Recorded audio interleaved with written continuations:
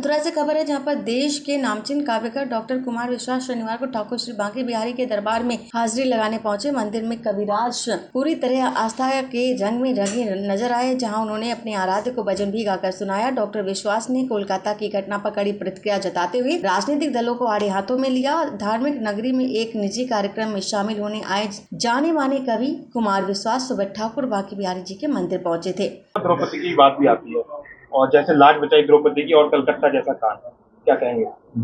कलकत्ता जैसा कोई भी कांड पृथ्वी के किसी भी क्षेत्र में हो रहा हो वो दुर्भाग्यपूर्ण है।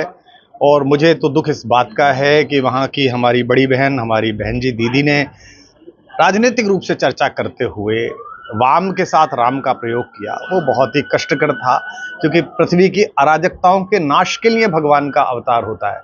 यदा यदा धर्मस्य ग्लानिर्भवति भारते, तब वो आत्मा स्वजाम्य, वो स्वयं को सृजित करते हैं। ऐसे में राम वाले अराजकता फैला रहे, ये थोड़ा सा मुझे बहुत बुरा लगा।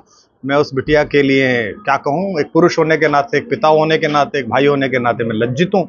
और मैं आशा करता हूँ कि ये कम से कम इस बार तो, जो कि दामिनी के समय हमने लाठियां खाई थी, इस बार संभवतः शायद उपचार मिले इस पूरी जाति को, यही कह सकता हूँ। सर, किस जन्मभूमि का मामला भी सामने आता है और आप कृष्ण की नगरी में बैठे हैं, क्या संदेश हैं? मैं आशा करता हूं कि लोगों को सद्गति आए और बिना किसी न्यायालय के वाद के, बिना किसी राजनीतिक वितंडे के, दूसरे पक्ष में अगर 1000-2000 भी समझदार लोग हों, वो कृपा पूर्वक यहाँ आए, देखें, इस तरफ से आके देखें। क्योंकि मेरे मंदिरों में तो ये प्रावधान भी नहीं है कि किसी और धर्म के हैं तो प्रवेश भी नहीं होगा। मेरा ठाकुर तो सबका है, वो तो सबको दर्शन दे देता है। एक बार आके हमारी दृष्टि से देखें कि प्रवेश करते समय हमारे हृदय में क्या शूल चुभता है, प्रवेश करते समय हमारी आत्मा में क्या प्रश्न उठते हैं। और अगर वो हमारे हिसाब से समझ लेंगे, अगर हम भाई हैं, अगर भाई कहते हैं, अगर भाईचारे की बात है, तो 1000 आदमी इस देश में नहीं इकट्ठे हो पा रहे जो एक साथ आके एक भैया हमें हटा लेते यहाँ से, हम दूसरी जगह बना लेंगे। हम तो बार बार कहते हैं कि मस्जिदें तुमने बनाई मंदिरों को तोड़कर। मस्जिदें क्या बन नहीं सकती थी मंदिर छोड़कर? किसको पता नहीं ठाकुर कहाँ प्रकट हुए,